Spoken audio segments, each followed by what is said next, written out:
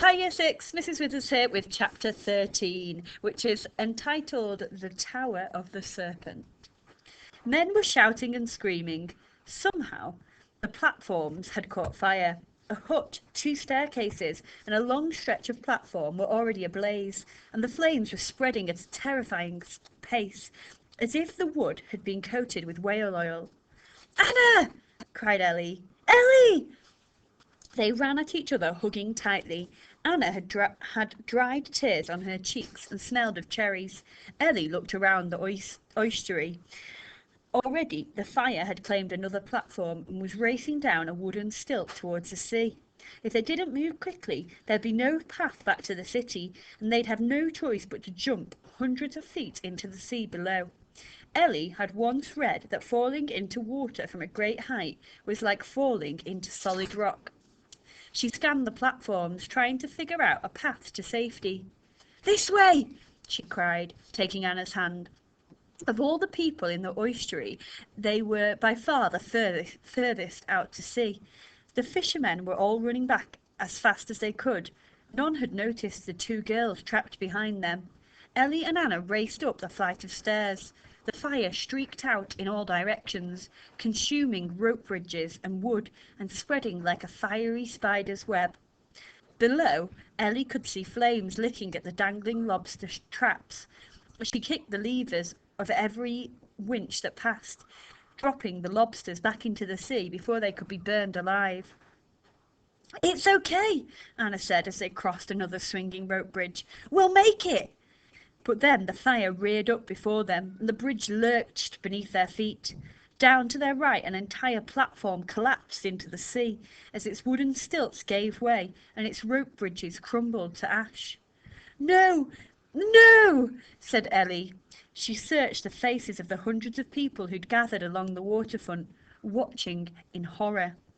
Where was Finn? Surely he wouldn't let her die.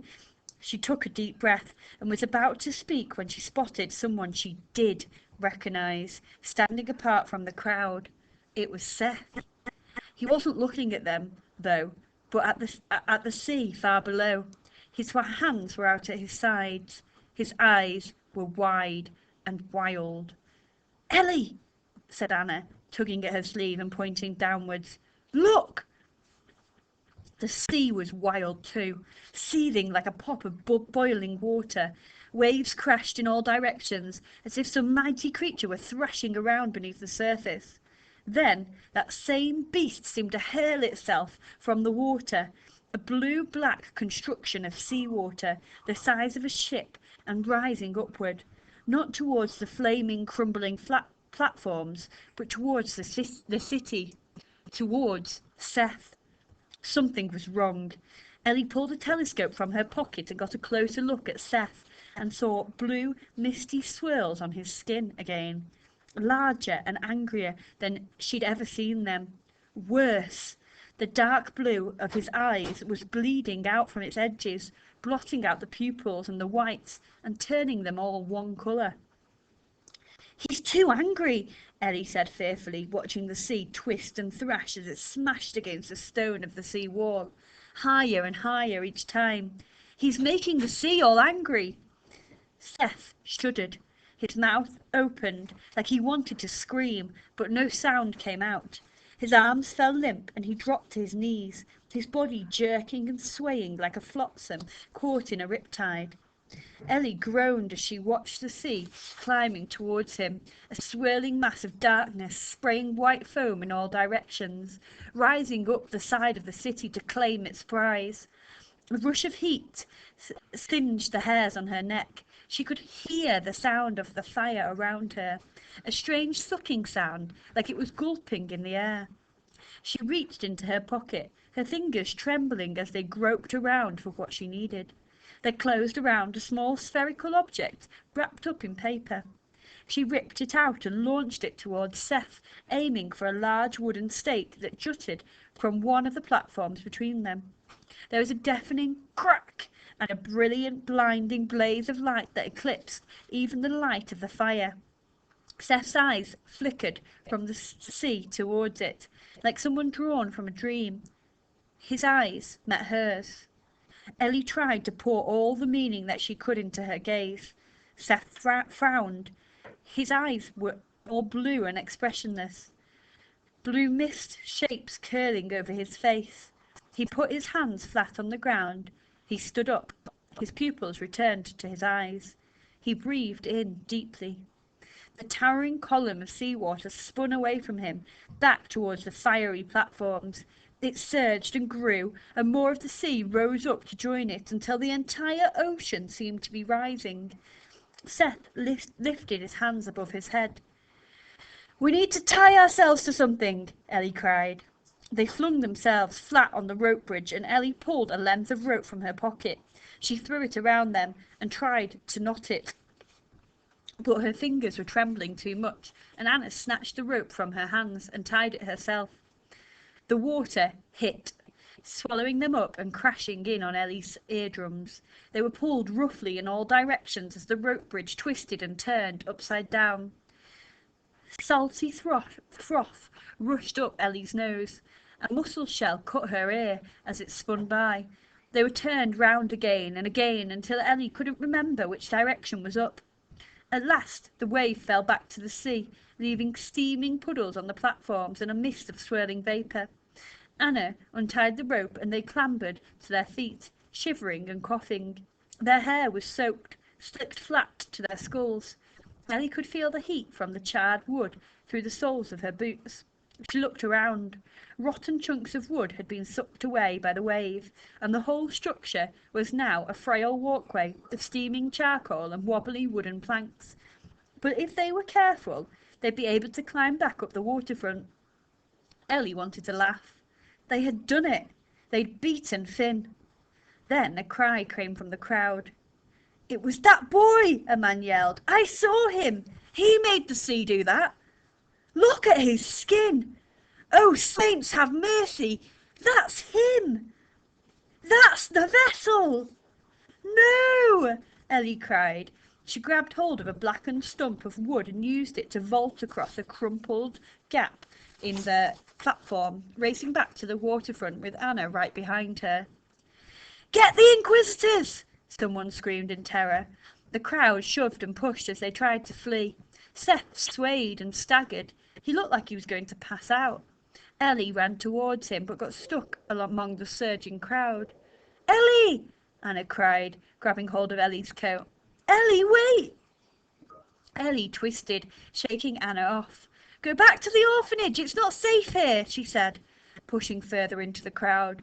A chill travelled up her spine as she saw, between the blur of panicked faces, the distinctive black coat of an inquisitor. "Out of my way!" he roared. Ellie was knocked about by the mass of hysterical people. She felt Anna's hand grab hold of her and then get pulled away again.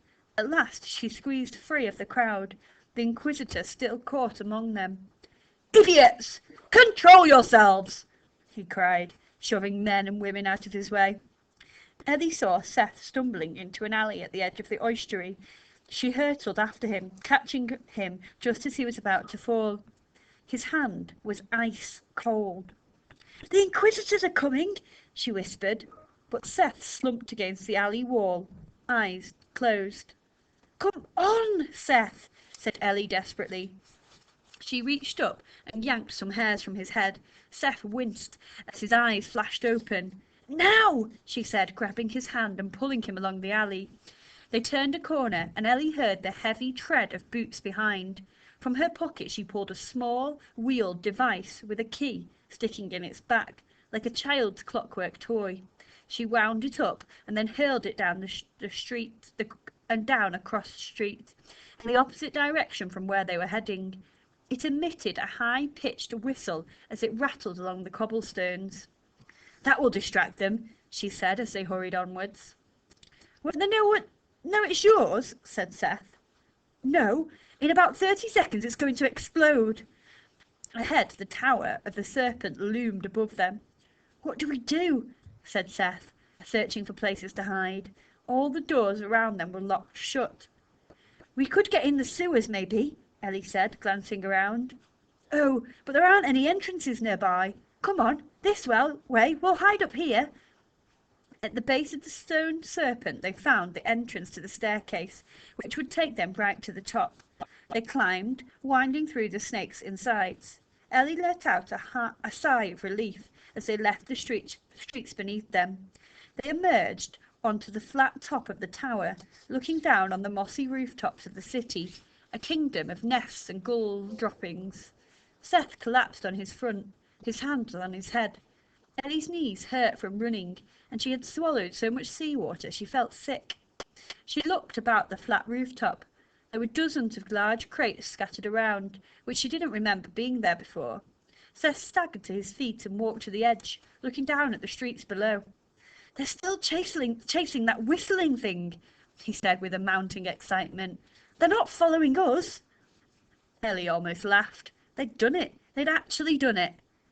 Then she heard the tinkling of metal. "I just knew you'd come up here," said a cheerful voice nearby. Ellie's heart seemed to stop. Finn was lying on his back behind one of the crates, staring up at the sky.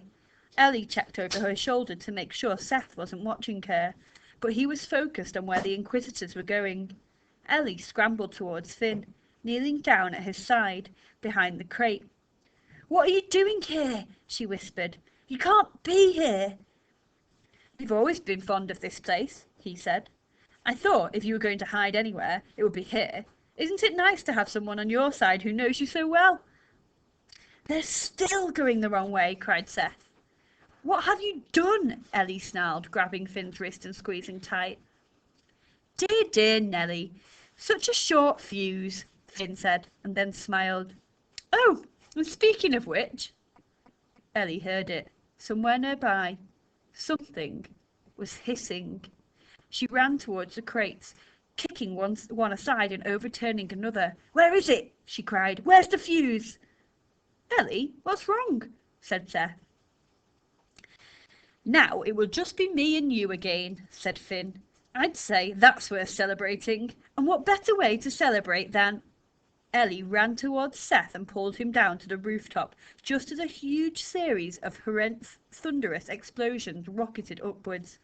100 fireworks detonated at once from inside the crates, blasting wood in all directions, burning missiles corkscrewing in the air. Finn vanished amid the smoke. Yells and shouts came from below, barely audible beneath the scream of the fireworks.